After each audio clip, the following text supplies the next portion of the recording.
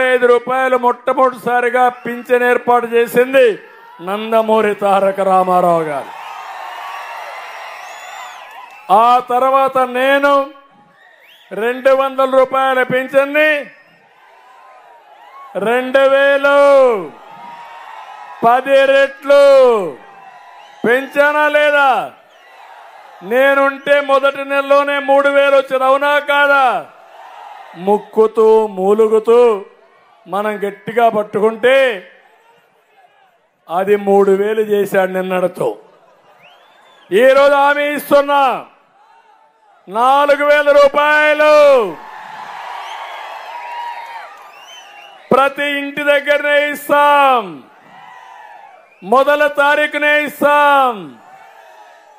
ఒక నెలలో తీసుకోకపోతే 2వ నెలలో ఇస్తాం. 2వ నెలలో తీసుకుంటే 3వ నెలలో ఇస్తాం. ఎలాంటి ఆంక్షలు లేకుండా ఇచ్చే బాధ్యత మాది.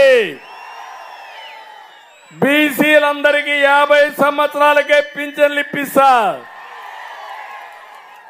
ఎప్పటి నుంచో నా కోరిక, బీసీలే తెలుగుదేశం పార్టీకి వెన్నెముక.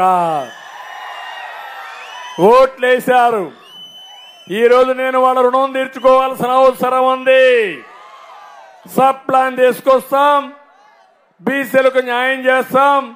ఇక్కడే మాదిగలున్నారు, మాదిగ దండోరా కూడా న్యాయం చేసే బాధ్యత మాది.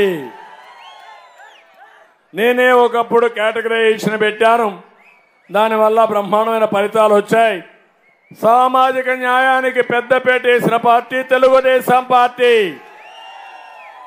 సామాజిక ద్రోహం చేసిన పార్టీ వైఎస్ఆర్ కాంగ్రెస్ పార్టీ. అన్ని వర్గాలకు న్యాయం చేస్తాం, అన్ని ప్రాంతాలకు న్యాయం చేస్తాం, అన్ని కులాలకు న్యాయం చేస్తాం. సమన్యాయం చేసే బాధ్యత మాదని మరొక్కసారి మీ అందరికీ తెలియజేస్తున్నా. సాగునీటి ప్రాజెక్టులకి ప్రాధాన్యత ఇస్తాం. ఇంకో పక్క ఈరోజు ఉదయగిరిలో అనేక సమస్యలున్నాయి. కొంతమందికి అనుమానం చెప్తున్నాడు. నిన్న కూడా మాట్లాడాడు జగన్మోహన్ రెడ్డి. నేను సమీక్ష ఏం చేశావని అడుగుతున్నాడు. నేను ఒకటే సమాధానం చెప్తున్నా, ఏం చేశానో ఒకసారి చరిత్ర తిరగేస్తే, నేను ముఖ్యమంత్రిగా ఉన్నప్పుడు 9 సార్లు డిఎస్సీ పెట్టాను. ఎన్టీ రామారావు గారు ముఖ్యమంత్రిగా 3 సార్లు పెట్టాడు. 5 ఏళ్లు ముఖ్యమంత్రిగా ఉన్నప్పుడు ఒక్క డిఎస్సీ పెట్టినటువంటి చరిత్ర జగన్మోహన్ రెడ్డి నీది. నా పేరు చెప్తే మీకు గుర్తొచ్చేది హైదరాబాద్ లో హైటెక్ సిటీ గుర్తు వస్తుంది, అనంతపూర్లో కియా మోటార్ జ్ఞాపకం వస్తుంది,